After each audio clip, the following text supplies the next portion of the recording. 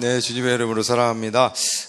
제가 그 부부 코칭 세미나를 들은 적이 있습니다. 그 코칭 세미나에서 가장 기억에 남는 것은요, 그 선교사님 부부가 이제 저희 부부를 이제 코칭해 주셨는데, 그런 얘기를 하시더라고요. 사역을 아무리 잘해도 50점이고, 가정에서 50점이다 라고 이야기를 해주시더라고요. 그러니까, 가정과 사역이 균형을 이루어야지 사역만 잘하고 가정에서는 빵점이면 50점밖에 안 된다라고 이야기해 주시는 것이 기억에 남아요. 그러면서 그런 얘기를 하셨어요. 사역의 자리는요, 제가 목사잖아요. 제 자리는 다른 사람, 저보다 더 잘하는 사람이 대신할 수 있대요. 이 자리는 누구든지 대신할 수 있지만 대신할 수 없는 자리가 있다고 하더라고요. 그 자리는 제가 예찬이 아빠로서의 자리, 또 설리 사모의 남편으로서의 자리는 그건 대신하면 여러분 이건 이상한 거잖아요. 그러니까 가정에서의 아빠로서의 자리, 남편으로서의 자리는 저밖에 감당할 수 없는 거기에 그거를 중요하게 여겨야 된다라는 것을 저희에게 이렇게 이야기해 주신 것을 듣게 되었는데요. 여러분, 하나님 앞에서도 우리가 지켜야 될 자리가 있다라는 겁니다. 우리는 이것을 사명이라고 이야기를 합니다. 사명이라는 것은 죽을 때까지, 하나님 앞에 설 때까지 우리가 이것을 감당해 나가는 건데요. 근데 여러분, 우리가 이 사명에 대해 소홀하게 여기거나 안일하게 대하게 되면 어떻게 되어지냐면요, 이게 좀 무섭더라고요. 요한계시록 2장에 보면요, 그런 내용이 나와 있어요. 에베소 교회에 대해서 예수님이 말씀하시거든요. 너희들이 인내하고 참고 나를 위해 열심히 하고 있는 거 내가 다 알고 있어. 근데 너희 첫사랑 버렸어. 이 첫사랑 너희들 회복하지 않으면, 처음 행위를 가지면 촛대를 내게서 옮겨버리겠다라고 말씀을 하세요.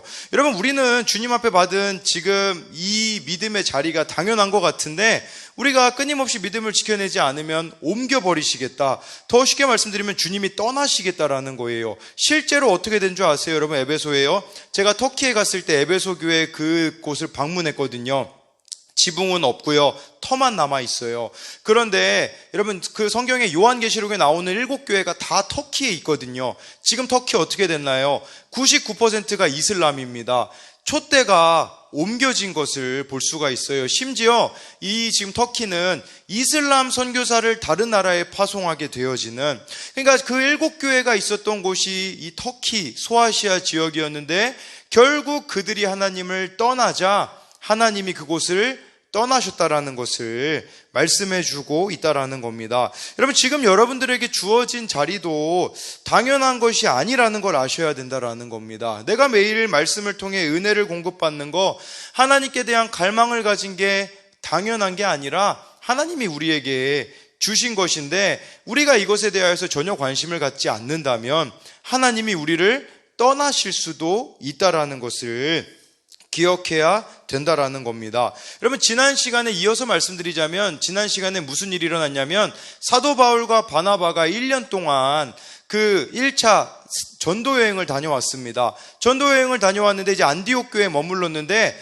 안디옥 교회에 예수님을 믿는 유대인 그리스도인들이 들어오게 돼요. 들어와가지고 그렇게 이야기를 해요. 할례를 받아야 된다고. 할례는 뭐 지금으로 말하면 포경수술이죠. 이 할례를 받아야지만 하나님의 백성이 될 수 있다라고 주장을 했을 때, 그때 이 바울과 바나바는 예루살렘으로 500km나 떨어져 있는 예루살렘 교회에 가서 물어보러 그들에게 가는 내용이 나옵니다. 우리 4절 말씀 같이 읽어보겠습니다. 시작. 예루살렘에 이르러 교회와 사도와 장로들에게 영접을 받고 하나님이 자기들과 함께 계셔 행하신 모든 일을 말하며, 여러분이 예루살렘 교회에 도착했을 때 교회와 사도와 장로들에게 영접을 받았대요. 영접을 받았다라는 말은 크게 기뻐했다라는 뜻입니다. 사도 바울이 이곳에 도착했을 때 그 모든 교인들이 기뻐했다라는 거예요. 근데 여러분, 이게 당연한 걸로 우리는 생각이 되어지는데요, 당연한 게 아니었습니다. 사도 바울이 처음 예수님 만났을 때 예루살렘 교회에 갔었거든요. 사람들이 어떻게 했을까요? 무서워했어요. 두려워했어요. 왜냐하면 사도 바울이 원래 예수님 믿는 사람들을 핍박하던 사람이거든요. 근데 갑자기 예수님을 믿는다고 하니까 무서워서 외면하고 모른 척했거든요. 첫 번째 갔을 때는 거부당했어요. 두 번째 갔을 때는 어땠을까요? 사람들이 반응을 보이지 않았어요. 두 번째 갔던 내용이 성경을 잘 보면 언제 나오냐면, 이 예루살렘 지역에 흉년이 들어가지고 안디옥 교회에서 도와주려고 헌금을 해서 사도 바울과 바나바가 전달을 합니다. 근데요, 전달을 했는데 영접했다라는 말이 기록되어 있지 않아요. 그 말은 두 번째로 사도 바울이 이 예루살렘 교회에 방문했을 때 사람들이 알아준 척을 하지 않았대요. 근데 세 번째로 지금 방문했을 때 그제서야 이제 사도 바울을 영접했다라는 건 무엇을 말해주는 걸까요? 여러분들이 하나님을 열심히 섬기지만 사람들이 알아주지 않을 수도 있다라는 거예요. 우리가 가장 많이 신경 쓰는 부분들은 그거예요. 내가 정말 이렇게 주님을 위해서 열심히 했는데 주변 사람들이 알아봐 주지 않을 때 우리는 실망할 때가 참 많이 있다라는 것이죠. 근데요, 성경 말씀에요, 마태복음 6장 1절에 이런 말씀이 있어요. 사람에게 보이려고 그들 앞에서 의를 행하지 않도록 주의하라.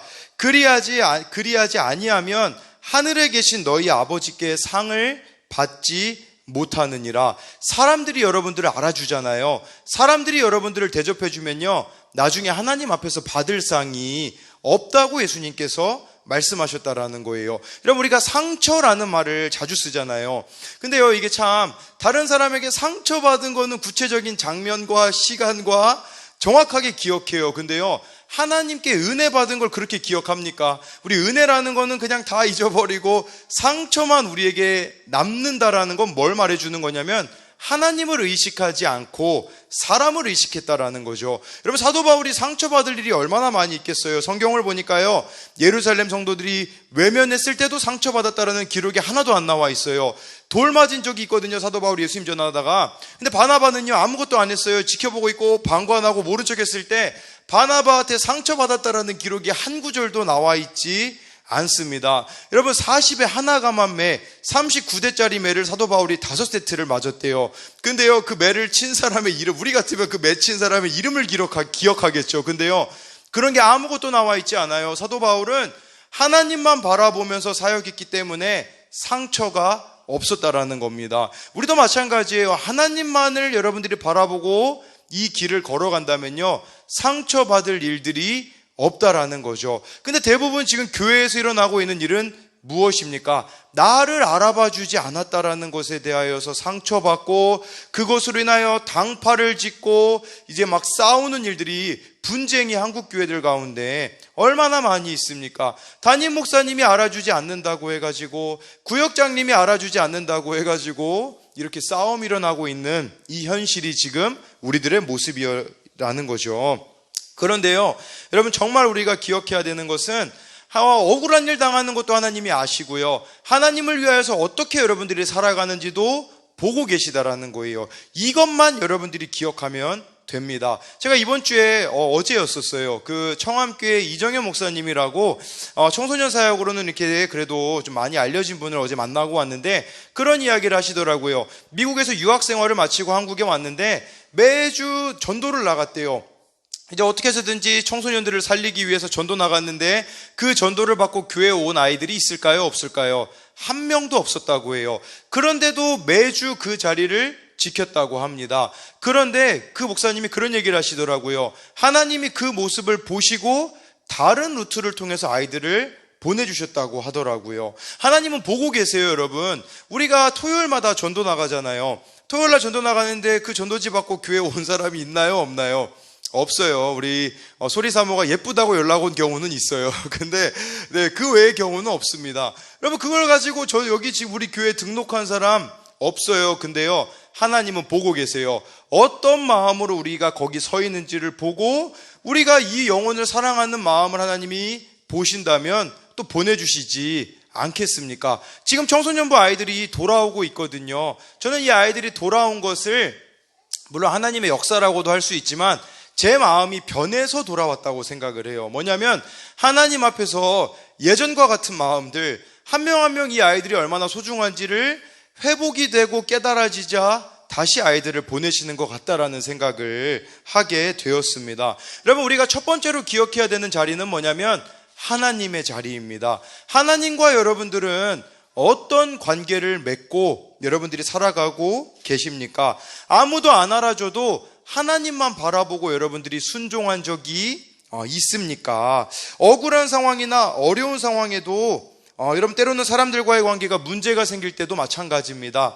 그 문제를요, 그 사람을 찾아가서 해결하려고 하지 마십시오. 제가 옛날에 청소년 사역할 때 실수했던 부분이 뭐냐면요, 아이들 싸우잖아요. 그러면 싸우는 애들 데려다가 화해시켰거든요. 화해가 될까요? 안 될까요?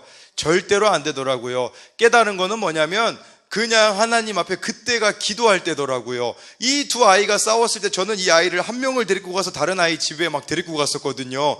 그랬더니 그 다른 집에 있는 아이가 거부해가지고 같이 절 따라가 내가 막 상처받는 일들도 있었었거든요. 그런 방식으로는 절대로 해결되지 않더라고요. 그때 그냥 하나님 앞에 기도하는 거예요. 하나님, 정말 이 아이가 지금 이 두 아이가 다퉜는데 하나님 은혜 베풀어 주세요라고 하면 언젠가 제가 생각지도 못한 방법들을 해결해 주시는 것을 보게 되었습니다. 그렇기 때문에 여러분, 문제 가운데 우리가 가장 먼저 해야 되는 것은 하나님 앞에 기도하는 것입니다. 여러분, 오늘 큐티 말씀에 모세가 그랬어요. 이스라엘 자손들의 그 기록원들이 막 갑자기 이스라엘 백성들을 힘들게 하거든요. 옛날에는 벽돌을 만들려고 했는데 이제는 집도 주지 않고 벽돌까지도 만들려고 하니까 이 이스라엘 자손 기록원들이 누구한테 가냐면 이집트 왕 바로에게 가가지고요, 부르짖어요. 바로 왕이 듣고 문제를 해결해 줬을까요? 전혀 해결해 주지 않아요. 모세와 아론을 원망하거든요. 그때 모세가 하나님 앞에 나와서 기도했을 때 하나님이 문제를 해결해 주시는 것을 보면서요, 여러분, 정말 우리가 문제가 생겼을 때 가장 먼저 나아가야 되는 분은 하나님이고, 하나님께 기도할 때 그 기도를 하나님이 듣고 계신다라는 겁니다. 여러분, 그런데 이제 할례를 이방인들이 받아야 되느냐 말아야 되느냐 하는 문제에 대해서 이제 회의가 시작되는데요. 5절 말씀 우리 같이 한번 읽어볼게요. 시작. 바리새파 중에 어떤 믿는 사람들이 일어나 말하되 이방인에게 할례를 행하고 모세의 율법을 지키라 명하는 것이 마땅하다 하니라. 여러분, 이 말씀의 의미는 뭐냐면요, 바리새파 중에 예수님 믿는 사람이 생겼는데 이 사람은 그렇게 얘기했어요. 이방인들, 이 유대인이 아닌 사람들은 할례도 행해야 되고 모세의 율법까지도 지어야 된다고 짐을 지금 가중시키고 있습니다. 그때요, 베드로가 일어나서 변론을 하기 시작하는데요. 우리 7절 말씀 같이 읽어보겠습니다. 시작. 많은 변론이 있은 후에 베드로가 일어나 말하되 형제들아, 너희도 알거니와 하나님이 이방인들로 내 입에서 복음의 말씀을 들어 믿게 하시려고 오래전부터 너희 가운데서 나를 택하시고. 여러분, 이 베드로가요, 얼마나 생각이 편협했냐면요, 이방인들에게 복음을 전하러 갈 생각을 하지도 않았어요. 그러니까 빌립 집사님이 사마리아에 가가지고 복음을 전해요. 이방인 지역이거든요. 그때 이 베드로랑 요한이 가가지고 사마리아에 가가지고 복음을 증거하다가 다시 돌아와요. 또 베드로가 움직이지 않아요. 그때 하나님께서 베드로에게 환상 중에 나타나셔가지고 어떻게 하냐면 고넬료의 집으로 보내세요. 고넬료는 이방인이었거든요. 거기서 이제 이 베드로를 강제로 끌고 가가지고 복음을 전하게 했었거든요. 그때 그렇게 순종했을 때 이방인들에게 어떤 일이 벌어지냐면 우리 8절 9절 말씀 같이 읽어보겠습니다. 또 마음을 하신 하나님이 우리에게와 같이 그들에게도 성령을 주어 증언하시고 믿음으로 그들의 마음을 깨끗이 하사 그들이나 우리나 차별하지 아니하셨느니라. 여러분, 그 이방인들에게 성령이 임했어요. 이 성령이 임했다라는 건 하나님이 함께 한다라는 뜻이거든요. 베드로가 뭘 발견하게 됐냐면 유대인이 아니라 이방인들에게도 하나님이 함께 하시는구나라는 것을 발견하게 되고 9절 말씀에 하나님은 차별하지 않으시는 분이다 라는 것을 깨닫게 되었다라는 겁니다. 여러분, 이 정도 알면 베드로 뭐 해야 됐을까요?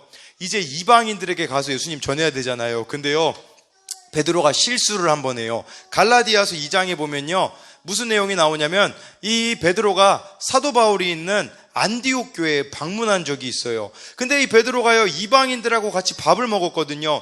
밥을 먹다가 누구를 봤냐면요, 저도 그런 적이 있어요. 옛날에 소리사모랑 저랑 이제 소리사모가 아는 어떤 동생이 있어가지고 같이 이제 밥을 먹은 적이 있거든요. 같이 밥을 먹은 적이 있는데, 근데 그 친구는 술을 먹는 친구예요. 근데 저랑 소리사모는 술을 안 먹잖아요. 근데 그 친구가 좀 마음이 힘들었나 봐요. 이렇게 술을 좀 먹어도 되냐고 저희한테 양해를 구하더라고요. 그래서 네, 너는 먹어라 이렇게 이야기했거든요. 근데 마침 그 자리에 우리 같이 그때 청소년 연합 모임 코라던 애들이 우르르 창문에서 저를 보고 있더라고요. 그러니까 이 상에는 술병이 있고, 예, 저는 그 앞에 앉아 있고, 애들은 저를 아는 척하고 되게 민망하더라고요. 그래서 제가 그때 나은이였을 거예요. 황나은한테 따로 연락을 해가지고, 나은아, 목사님은 술을 마시지 않았어, 이렇게 이야기를 한 적이 있어요. 왜냐면 나은이가 그런 거 되게 민감하더라고요. 네, 막 저를 막 거기 막 계속 쫓아내려고도 막, 네, 그 생각할 정도로 되게 민감한데, 지금 딱 그 상황인 거예요.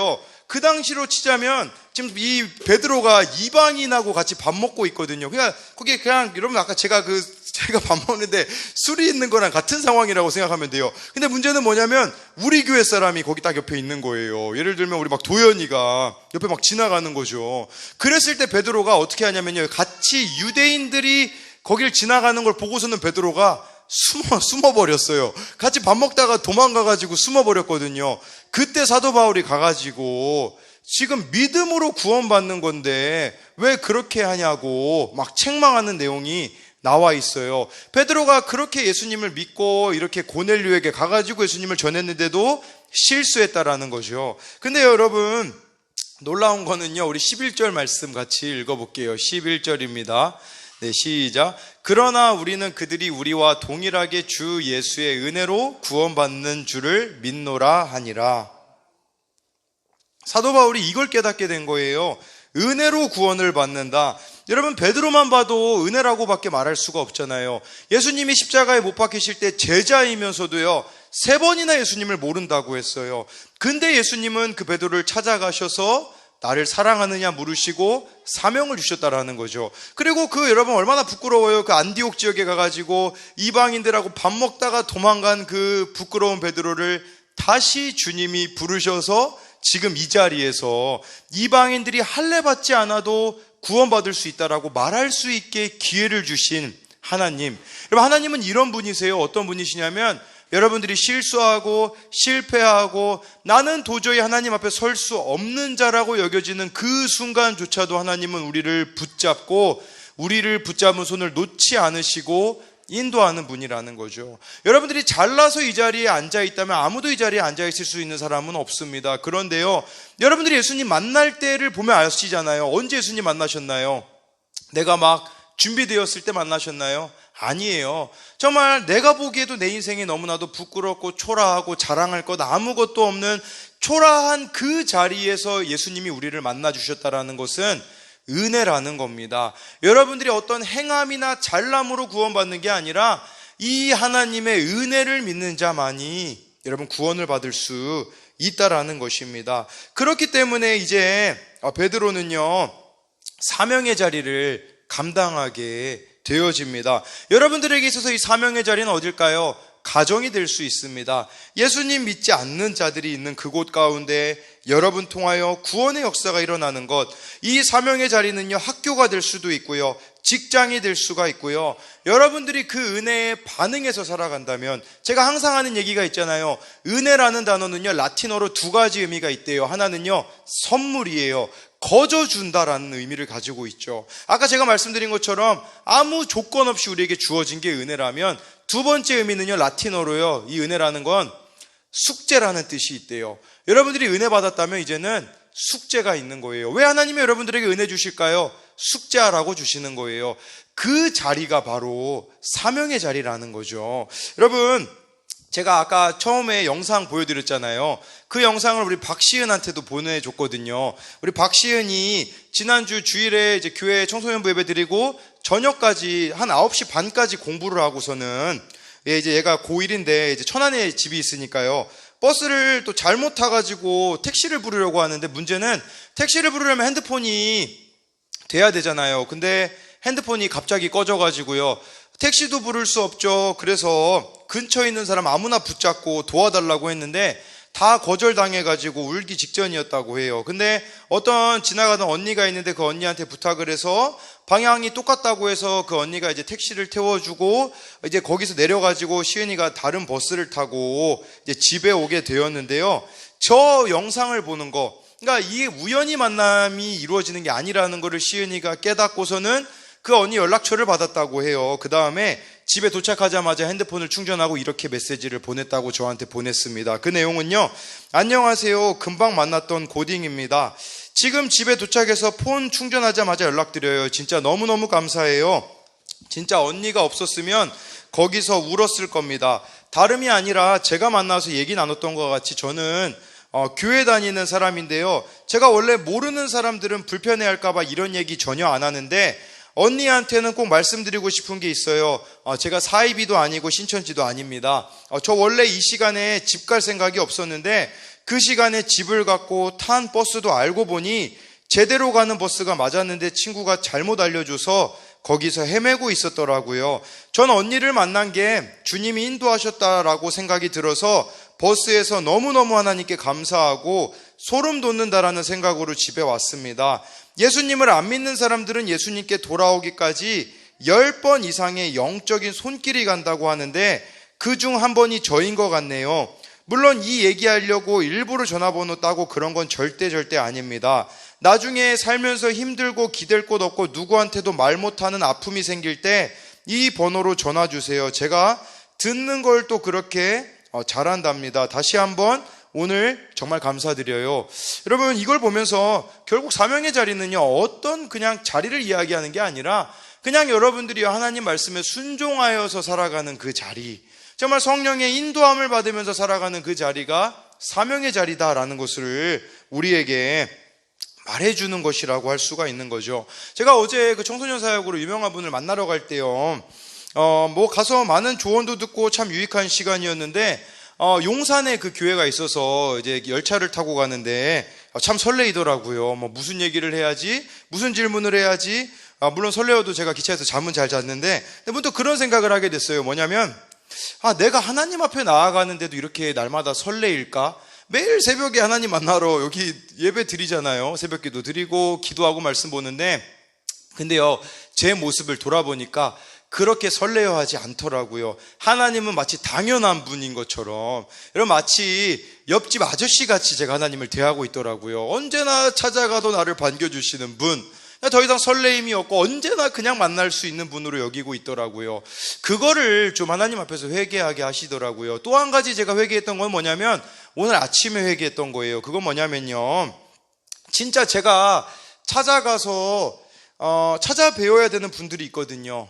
근데 그런 분들을 찾아갈 때는 설레임과 기대감을 가지고 가고 있지 않더라고요. 자꾸 제 안에서 핑계대요. 뭐라고 핑계대냐면, 저 오늘 이것 때문에 주님 못 갈 것 같아요. 저 저것 때문에 못 갈 것 같아요. 라고 핑계를 대고 있더라고요. 그래서 오늘 좀 잘못한 걸 깨닫고 제가 정말 이렇게 찾아가서 만나봐야 되는 분을 이렇게 만나게 되었는데요.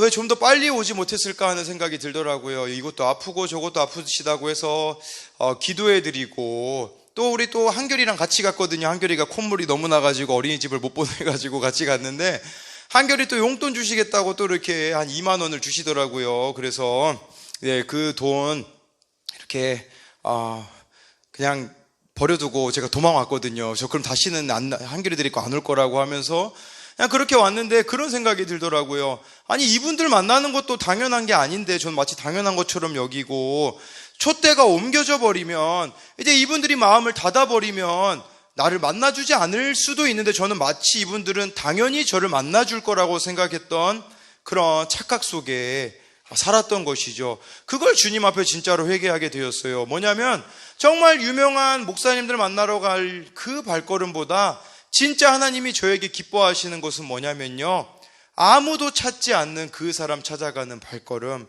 내가 아니면 돌보아 줄 사람이 없는 그 사람들을 찾아가는 그 발걸음을 주님께서 기뻐하신다라는 거죠. 그래서 제가 오늘 학교 앞도 가게 됐잖아요. 학교 앞에도 가는 것도요, 계속 핑계대더라고요. 그러다가 오늘 이제 학교 앞에 가게 되었는데요, 학교 앞에 가니까 살겠더라고요. 그냥 제가 왜 마음이 답답했는지를 알게 되더라고요. 여러분, 왜 마음에 허무함이 있는 줄 아십니까? 간단해요. 하나님이 나에게 원하시는 모습이 있는데 내가 안 하고 있기 때문에 마음의 허무함이 찾아오는 거예요. 하나님과의 관계가 우선시 되지 않았을 때도 이런 허무함이 오는데요. 근데 오늘 마침 그 학교 앞을 가다가, 이제 오늘 제가 좀 고1 애들만 학교로 왔나 봐요. 그래서 초코파이랑 또 우리 아이들 챙겨주려고 음료수를 챙겨갔는데, 오는 길에 그 할머니들이 이렇게 6분이 앉아 계시더라고요. 그냥 차를 타고 지나가다가 다시 돌아와가지고 소리사모랑 저랑 그 초코파이랑 그렇게 음료수 하나씩 할머니 6분을 드렸거든요. 그랬더니 할머니들이 물어보시더라고요. 어느 교회냐고. 그래서 순복음 아름다운 교회라고 이렇게 이야기를 하니까 이름처럼 아름답다라고 이렇게 이야기를 하시면서 교회 이름을 물어보시더라고요. 그리고 또 가다가 이제 그 야산고등학교 그 담벼락에 옆에 애들이 농구하고 있더라고요. 근데 또 소리사모가 저한테 얘기하더라고요. 빨리 저 아이들한테 가가지고 주고 오라고. 아니, 지들끼리 농구하고 있는데 그 담벼락 밖에서 제가 아는 척 하는 게 되게 민망하잖아요. 근데 예찬이가 뭐라고 얘기하냐면, 아빠는 어차피 잘할 거야, 이렇게 얘기하는 거예요. 어차피 또 어디서 배웠는지. 그래서 저 혼자서 또 나가야 되는 거잖아요. 아니, 아들이 어차피 잘할 거라고 하는데, 근데 이제 막상 제가 또 담벼락에서 이제 애들을, 농구하는 애들을 보는데 뭐라고 말해야 될지 모르겠는 거예요. 갑자기 안녕 얘들아 하기도 웃기잖아요. 지들끼리 농구하고 있는데 막 담벼락에서 어떤 아저씨가 갑자기 막 음료수랑 이 초코파이 주는 게 얼마나 모양이 웃겨요. 그래서 도저히 못하겠는 거예요. 그래서 이제 차로 돌아오고 있는데 소리사모가 또 차에 나와가지고 지금 뭐 하시는 거냐고 다시 가라고 해가지고 가가지고 그 아이들한테 그냥 이렇게 부르고서는 그 음료수랑 초코파이 주고 이렇게 걸어서 이제 차로 오는데 그 아이들이 막 단체로 소리를 지르더라고요. 감사합니다 라고 이렇게 외치는 그 얘기를 들으니까 결국 내가 있어야 되는 자리는 여기구나. 오다가 또 이제 막 축구하는 애들 보더니 막 소리사모가 또 저기 가라고 막, 축구 막 애들이 22명이서 막 하고 있는데 저 막 가라고 하는데 음료수가 이렇게 부족해가지고 가지는 못했는데 제가 깨닫게 된 거는 그거더라고요. 진짜 이 자리, 아무도 찾지 않는 자리, 저에게는 부담스러운 이 자리가 바로 주님이 저에게 원하시는 자리라는 거죠. 제가 오늘 초코파이 사러 이마트에 갔거든요. 마침 그 젤리 하리보가요, 1+1 8,900원에 100개가 8,960원인가 세일을 하더라고요. 그래서 그 하리보를 8박스를 샀거든요. 8개를 샀는데 8개면 한 400개 정도가 되거든요. 다시 무슨 생각을 하게 되냐면 이제 내가 초등학교 앞으로 가야겠구나 생각이 들어서요. 이제 다음 주부터는 다시 초등학교 앞에 가고 곧 중고등학교 앞에 가고 제가 지켜야 될 그 자리를 지켜가기로 마음을 먹었습니다. 여러분, 우리가 정말 이 말씀을 깨달았으면 좋겠어요. 하나님이 여러분들을 믿으시니까 그 자리에 맡기신 거예요. 여러분, 솔직히 하나님이요, 계산적인 분이었다면요, 청소년 사역하는데 저 같은 사람 부르면 안 돼요. 소리사모도 저랑 결혼할 때 몰랐대요. 제가 이렇게 내성적인 사람인 줄, 외향적인 사람인 줄만 알았는데 제가 얼마나 소심하고 내성적이고 못한다고 말하는 사람입니까? 하나님이요, 계산적으로 정말 그 실용성을 따지면요, 저 같은 사람 부르셔서는 안 돼요. 근데 하나님이 왜 저 같은 사람 부르셨을까요? 그 은혜라고밖에 말할 수가 없는 거죠. 늘 하나님 앞에 대하여서 하나님 저 이것도 못합니다, 저것도 못합니다라고 하면요, 자꾸 하나님은 제 마음을 힘들게 하세요. 마음이 이걸로 힘들고 저걸로 힘들면 결국은 그 자리에 설 수밖에 없게 만드는, 그러다 보니까 저는 자랑할 게 없는 거예요. 왜냐하면 하나님이 하셨다고밖에 말할 수가 없는 거죠. 왜 그 가정에 하나님이 여러분들을 보내셨을까요? 하나님이 여러분들을 믿고 계시기 때문이에요. 왜 지금 그 학교에, 그 직장에, 그 자리에 여러분들을 보내셨을까요? 하나님이요, 은혜 주시고 감당케 하시고 여러분들을 통하여서 여러분들을 믿고 계시다라는 것을 여러분들이 기억하면서 정말 하나님 앞에 순종함으로써 살아가는 여러분들이 되었으면 좋겠는데요. 마지막으로 시 하나만 읽어드리고 마치겠습니다. 기독교인이기도 한데요, 에밀리 디킨슨이라는 분이 이런 시를 썼습니다. 그분이 쓴 시 제목은요, 내가 만약 단 한 사람의 가슴 아리를 멈추게 할 수 있다면이라는 시예요. 그 시에 이런 내용이 나오더라고요. 내가 만약 단 한 사람의 가슴 아리를 멈추게 할 수 있다면 나 헛되이 사는 것은 아니리. 내가 만약 한 생명의 아픔을 쓰다듬어 줄 수 있다면, 혹은 고통 하나라도 들어줄 수 있다면, 혹은 지친 한 마리 울새를 둥지로 되돌아가게 도와줄 수 있다면 나 헛되게 사는 것은 아니리. 한 사람을 진정으로 여러분들이 사랑할 수 있다면요, 그건 헛된 인생이 아니라고 말해주는 것입니다. 우리 이 시간에 정말 그게 회복되었으면 좋겠어요. 사랑의 회복이에요. 제가 지난주에 진짜 찾아가기 싫었던 아이가 있거든요. 근데 계속 마음에 부담을 주셔서 토요일 날 찾아갔거든요. 무슨 일이 일어난 줄 아세요? 그 아이가 코로나 때문에 교회 못 나온다고 말해놓고서는 주일날 예배에 나온 모습을 보게 됐어요. 결국은 제가 문제더라고요. 그럼 마찬가지로 가정에 아직 주님 앞에 돌아오고 있지 않는 분들이 있다면, 내 주변에 아직 예수님께 돌아오고 있지 않는다면 우리가 주님 앞에서 우리의 모습을 돌아보고 지금 기회 주실 때 순종하셨으면 좋겠어요. 안 그러면 촛대가 옮겨져 버리는 이런 자리에 서 있는 것이 아니라 정말 주님이 우리에게 이렇게 말씀해 주실 때 순종함으로